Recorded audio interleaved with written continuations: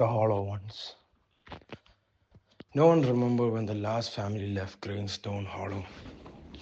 Some said it was the drought, others blamed the strange illness that swept through the livestock.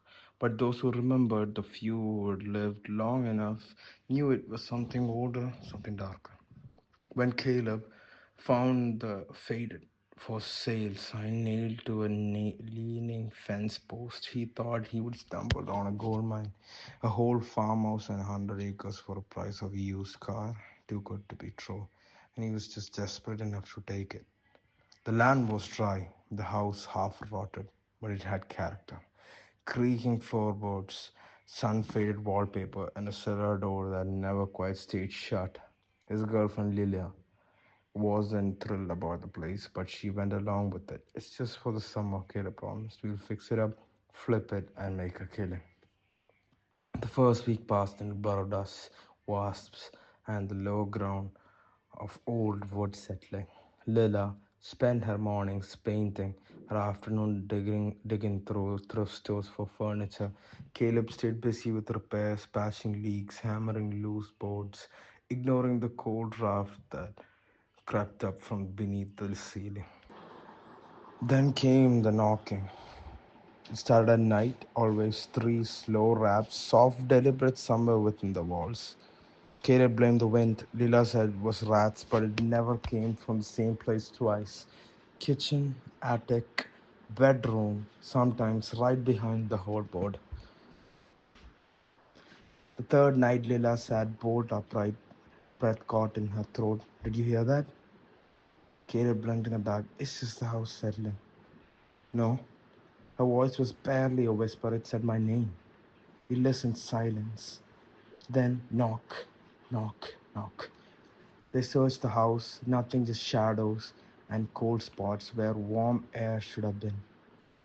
Lila started sleeping with headphones in. Caleb started drinking more than he should.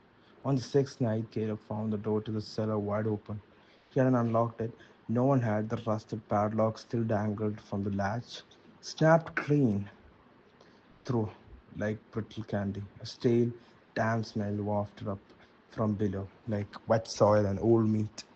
He flicked on a flashlight and descended the stairs. The cellar was deeper than it looked. It went all down in winding steps, far past the level of house. Stone walls carved by hand, not machine. Ancient symbols etched into the mortar. Some freshly gaussed. Something moved at the edge of the light. Caleb spun, beam trembling. Hello? A shape small, pale, darted behind the support beam. Then another. He thought he saw a child, maybe two. But their faces weren't right. Hollow eyes, no mouths, just smooth, empty skin where the features should be.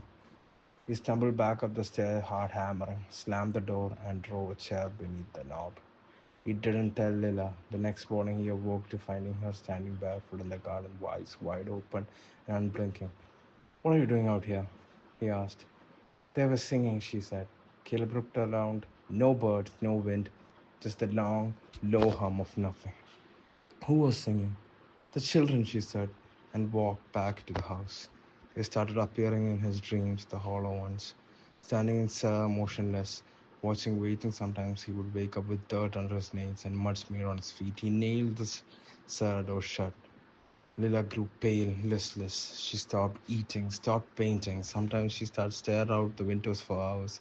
One night, he found her whispering into the heating vent. What are you saying? He asked. They said you should go, she replied. Who? She looked at him for a moment. He could swear her face was changing, her mouth flattening, eyes sinking into shadows. They want you, she said. You brought them back. Caleb packed their things the next morning. They had to leave, sell the house, burn it if they had to. Just had to get Lila out. But Lila was gone. He searched every room, every closet, the barn, the attic. Finally, he stood at the cellar door. Board splintered, lock shattered again. The steps yawned downward, black and wet. He went in. The air grew colder with each step. The walls closed in, slick with moss and something thicker. He could hear them now, footsteps giggling, whispering. He reached the bottom and found the children, dozens of them, standing in rows, motionless, skin pale as parchment, their face smooth, featureless horror. The center stood Lila. She smiled, but her smile wasn't right.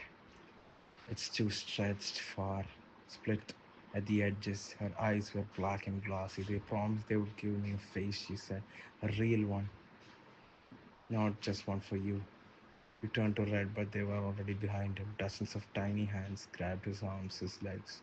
He felt them crawl back up his legs, touch his eyes, press against his lips. He screamed, but no one came out. No sound came out. When the real estate agent arrived 3 months later, the house was spotless, renovated, a fresh coat of painting on the porch swing, flowers blooming in the yard. The woman who greeted him was a young, pretty lady. Her eyes, smiling, didn't reach her eyes. You must be Leila, he said. Place looks great. She nodded. We're ready. The list. Are your husband Caleb, was it? She did her head. He had to go. The agent laughed nervously. Well, as long as you're happier, I am now, she said. From the cellar far below came the soft sound of knocking 3 times.